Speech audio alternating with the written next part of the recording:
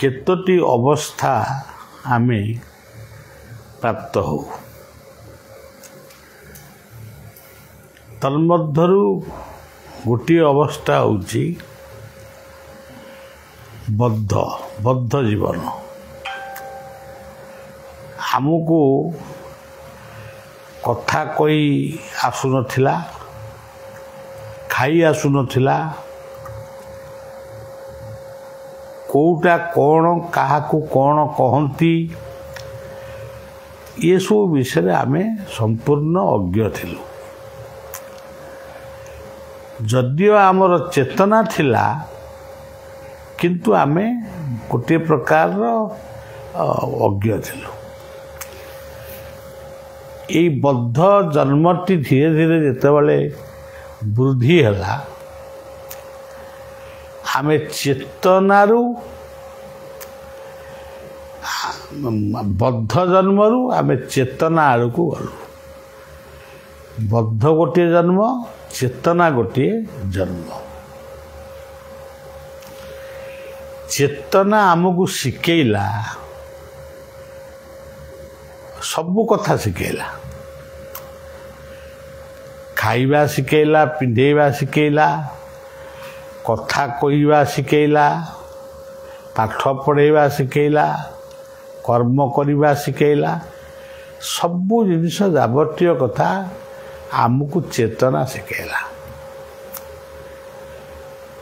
ଏଇ ବଦ୍ଧ ଆଉ ଚେତନ ପରେ ଆଉ ଗୋଟିଏ ଜନ୍ମ ଆସିଲା କାରଣ। କାରଣ କହିଲେ ଯେଉଁ ଚେତନାଟାକୁ ଆମେ ପାଇଲୁ, ତାକୁ ଠିକ୍ ଭାବରେ ଠିକ୍ ବାଟରେ ତାକୁ ସଦୁପଯୋଗ କରିବା।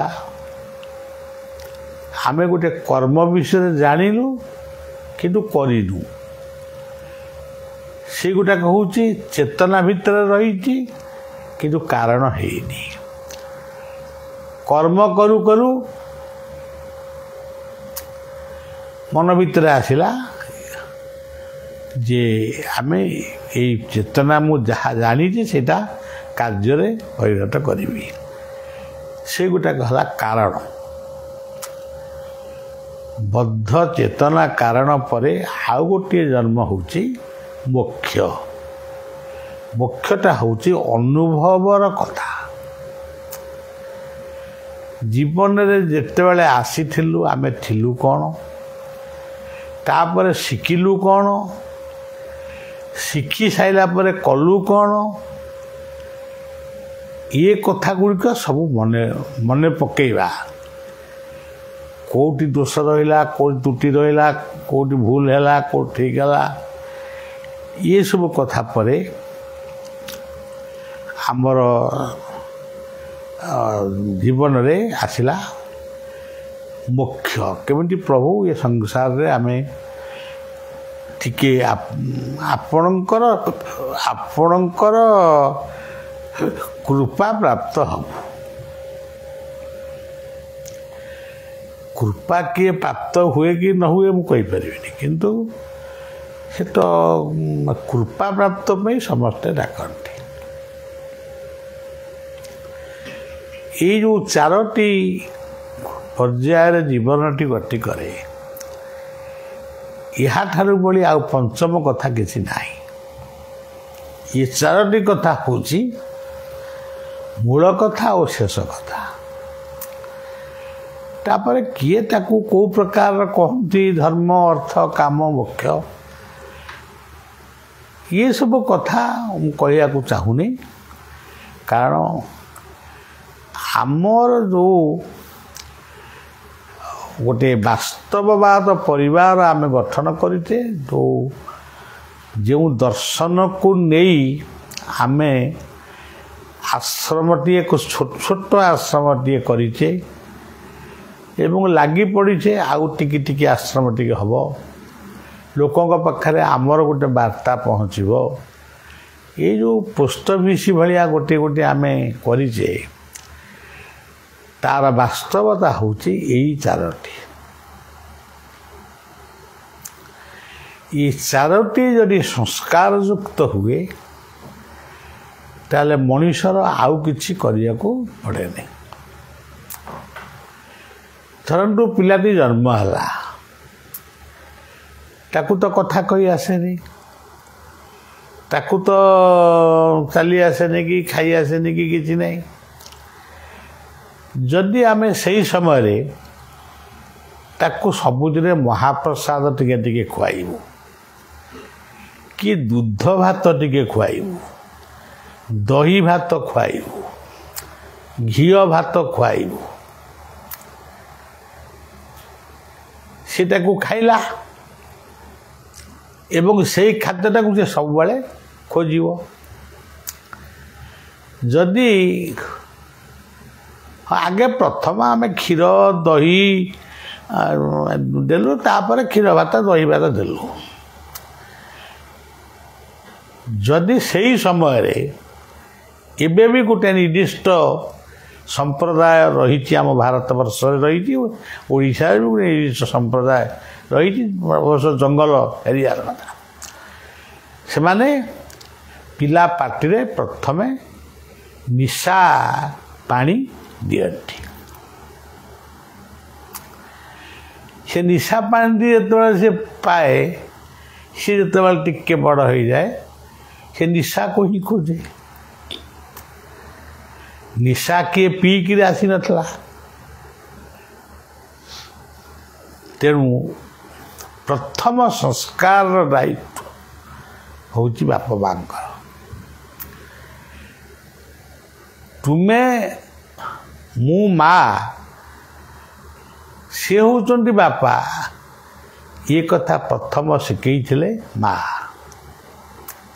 सी हूँ तोर बड़ भाई, ये हूँ तोर सान भाई, ये होचंती आपको शिखई किए माँ शिखई कि माउसी शिखई कि गुरुजन मान आमको शिखई। गुरुजन मान को देखिले नमस्कार करिवो एक कथा शिखई किए। आमे थले बाटरे आसुचु एबे बाटरे आमे फेरुचु गोटे जगह गाड़ी रहिला ये चा फा टिके पीवा व्यवस्था हला यही कटक भुवनेश्वर रास्ता गोटे पिलाटी 27-28-30 वर्ष खंड ओल्हे पड़ा गोटे हाथिकिया सिगारेट बाहर कला भावुची बोले हाथी खंड हम ताकू लगेला आम आड़ को मुह करी बोले आम गले मो मुह मोरी आड़ को मुह करी से सिगरेट धुआं जाक सबू टाणिला धुआं छाड़ा। आम तो काच दिखाई आम आमर कहीं अनेबू बा कहबू। तापरे आउ जड़े आसला सी टे छोटिया करी गोटे से सिगारेट कि बीड़ी धरला सी सब भी टाणिला से गले। भागवत से सब कथा कही आमे सीना भागवत पढ़ुनु उत्तम संगे संग जार से करे उत्तम व्यवहार हीन संगते हीन गति हसी कहती जदुगति।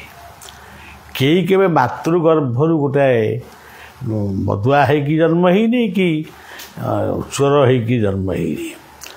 अवश्य किछि कुसंस्कार किछि पितामातांकर संयोग समय किछि कुसंस्कार किछि कुग्रह मानकर प्रभाव पड़ जाई थाए से पिला को जिते बागेले भी जे चोर हम ना मर्डर हम। एटा भी सत्य। एटा बहुत चिंता करी मु कहूँ परिवार तार भद्र हो संस्कार युक्त हो सी किंतु अभद्र हम जिते चेष्टा कले भी सी से निवृत्त हम ना। तेणु ये समस्त कथा रहिला पिता माता परिवार परिवेश ପିତା ମାତା ପରିବାର ପରିବେଶ ये चारोटी कथा भितर जीवनर प्रथम पर्यायटी गत हुए जीवन को गठन करंतु पुओ चगला है झील चगला है कापाई है जिते बड़े पिला माने पोशाकटे पिंधा चाहिए तांकु तमें निर्वाचित न करी सी कौन निर्वाचन कले जिते खाद्यपेय से चाहिए तमें निर्वाचन न करी सी कौन निर्वाचन कले तेणु तमर आकट कमीगला दुर्बलता बा स्नेह इते बढ़ीगला जे आमे जशोदा माँ कृष्ण संगीत एते भल पाइबा आमे देखिनु गोटे कथा उदाहरण दौची केतोटी परिवार आमरी अनंत बलिया परिवार केतोटी परिवार सब परिवार कथा तो मन पड़ोनी दियोटी परिवार कथा मन पड़ुची से परिवार रे बापा आमिष खाऊची भौणी आमिष खाऊची किंतु तार छोट पुओटी से आमिष खाऊनी आमिष दिया है से खाइब दिया था कि कौन बलिया मना करदेला से आश्रम संस्पर्श आसूची एबे भी ताकू जेजे कहले सी बलिया को बुझे घर कहले आश्रम को बुझे खाद्यपेय हुए तार एमती सब करुची किंतु हेले कौन हम किंतु अखाद्य आड़ को जाए से भाई आउ गोटे पिला केन्दुझर अच्छी सी पिलाटी सी समर्पण कर देछि आश्रम को सी कौन बड़ हम समर्पण कला सी अलग कथा किंतु सी मत से तेणु जो बाप माँ माने जातक देखे पातक लगे सी प्रतिकार करुचंती पिला मानक पई से माने मूलर सचेतन हुअन्तु ये होची प्रथम जन्म बद्ध जन्म बद्धरे उकार लगे बुद्ध ज्ञानी आओ बद्धटा बुद्ध हो गला ज्ञानी ज्ञानी हो गले से ज्ञानी मनुष्य विबुद्ध हो जाए विबुद्ध माने देवता से भी देवता हो जाए से मनुष्यटी सिद्धि प्राप्त हो सिद्ध पुरुष भी हो जाए किंतु ये कथा को सब आमको आमे भूली जाऊँ आमे सब भूली जाऊँ ये बद्ध पर आसला संस्कार जन्म शिक्षा आमे केवल इंग्राजी शिखिबू आमे केवल अमुक स्कूल पढ़ू अच्छा भीम भाई कौ स्कूल पढ़ते गंगाधर मेहर कौ स्कूल पढ़ते स्कूल पढ़ी तमें मैंने जो स्कूल पढ़ाऊच सेमतिया तम स्कूल साहित्य पढ़ा उपेन्द्र भंजक बेले कौटी एत स्कूल थिला से कौ स्कूल पढ़ुले मु निजे निजक भावे मु तो किसी पढ़ी मूर्ख जदि दुनिया कई था बलिया मत पाठ पढ़ाई मो पाखे किसी अभाव नाला कि मुझे पाठ पढ़ली मोर केमी घर छाड़ी यही है मोर पाठ ये संसार केमिटी ये मायारू केमिटी मु जीवी गीतटी मत लिखी ये मायार छता तले ନିର୍ମାୟାର ছবি নেত্রে নেত্রে নাচি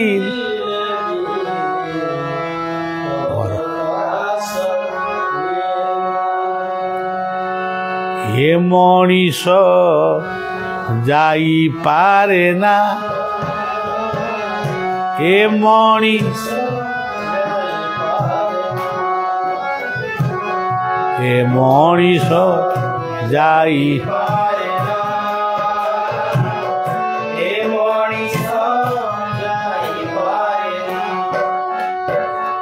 সেই খড় পূর্ণ মায়া বালি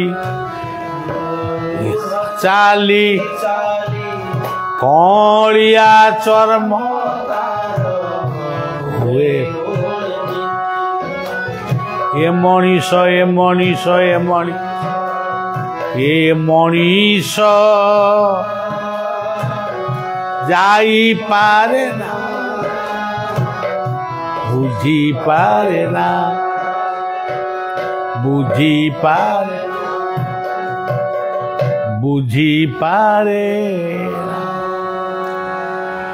ତେଣୁ ଏ ଘୋର ମାୟାମୋହ କଳ୍ପେ ଏ ଘୋର ମାୟାମୋହ କଳ୍ପେ ଜୀବ ଉଦ୍ଧାରୁ ଗୁରୁ ରୂପେ ଏଇଠି ଗୁରୁଙ୍କର ଆସନ ସବୁଠୁ ବଡ଼ ହେଇଗଲା ସେ ଶିକ୍ଷା ଗୁରୁ ହୁଅନ୍ତୁ ସାନ୍ଦୀପନୀ ଶିକ୍ଷା ଗୁରୁ ଥିଲେ ସେ ଗୁରୁ ନୁହନ୍ତି ତେଣୁ ଶିକ୍ଷା ଗୁରୁ ହୁଅନ୍ତୁ ଦୀକ୍ଷା ଗୁରୁ ହୁଅନ୍ତୁ ଏଇଠି ରହିଲା ଯେମିତି ଫିତା ଗୋଟା କ'ଣ ଗୋଟେ ଉଦ୍ଘାଟନ କରିବାକୁ ଗଲେ ଗୋଟେ ନାଲି ଫିତା ଟଙ୍ଗା ତାକୁ ଜଣେ ବ୍ୟକ୍ତି ଆସିକି କାଟନ୍ତି ଏଇଠି ରହିଲା ଗୁରୁଙ୍କ ହାତରେ ଚାବି ଗୁରୁ ଧରି ସେ ଚାବିକି ଫିଟେଇବେ କୋଲମ ଭାଙ୍ଗିବେ ଏ କୋଲମ ଫିଟେଇବେ ତାହେଲେ ସେ ଫିଟିବ ଯଦି ଆମର ସଙ୍ଗ ନାହିଁ ଆମେ ଯଦି ଅସତ ସଙ୍ଗରେ ପଡ଼ିଛୁ ତାହେଲେ ଆମେ କେମିତି ସଂସ୍କାର କେମିତି ଆମ ଜୀବନରେ ଆସିବ ସଂସ୍କାର ଆସିବ କେମିତି ତେଣୁ ବଦ୍ଧ ସଂସ୍କାର ପରେ ଆସିବ କାରଣ ଆମେ ଗୋଟିଏ ଭଲ ମଣିଷ ହେବା ଆମେ ଭଲ ମଣିଷଟା ହେଇଛେ ମଣିଷଟା ଭଲ ପୁଣି ଭଲ ମଣିଷ କ'ଣ ହେବା ତାମାନେ ଆମର ଦାୟିତ୍ୱବୋଧଟା ବଢ଼ିବ ଆଜିର ପିଲାମାନଙ୍କର ଦାୟିତ୍ୱବୋଧ ରହୁନି ଏବଂ ତାପରେ ଆସିବ ମୋକ୍ଷ ବା ଶାନ୍ତି ଆଉ ତେଣୁ ମୁଁ ଆକୁ ଆଉ ଲମ୍ବେଇକିରି କହିବାରେ ଏଇଟା ପ୍ରବଚନ ସଭା ନୁହେଁ ଏଇଟା ଗୋଟେ ସାନ୍ଧ୍ୟ ଅଧିବେଶନ ତେଣୁ ଶ୍ରଦ୍ଧାଳୁମାନେ ଅପେକ୍ଷା କରିଥାନ୍ତି ବଳିଆ କ'ଣ ବିପଦ କହିବ ଆପଣମାନେ ଶୁଣିବେ ଏ ଚାରିଟା କଥାକୁ ଆପଣ ମନେ ରଖନ୍ତୁ କିନ୍ତୁ ମୂଳଟା ହେଲା ବଦ୍ଧ ଆପଣମାନଙ୍କ ହାତରେ ସେଇଠି ଚାବି ଅଛି ବାପ ମା ଅଜା ଆଈ ମାମୁଁ ମାଇଁ ବାପା ବୋଉ ଏଇମାନଙ୍କ ହାତରେ ଚାବିଟା ଅଛି ସେ ଚାବିଟା ଆପଣମାନେ ଯେମିତି ସଫା ରଖିବେ ସେ କୋଲପ ସେମିତି ଫିଟିବ ଆପଣ ତାର ଯେଉଁ ଗୋଲେଇଟା ସେ ବେଶୀ ନୁହଁ ମାତ୍ର 7 ବର୍ଷ ହେଲେ ଯଥେଷ୍ଟ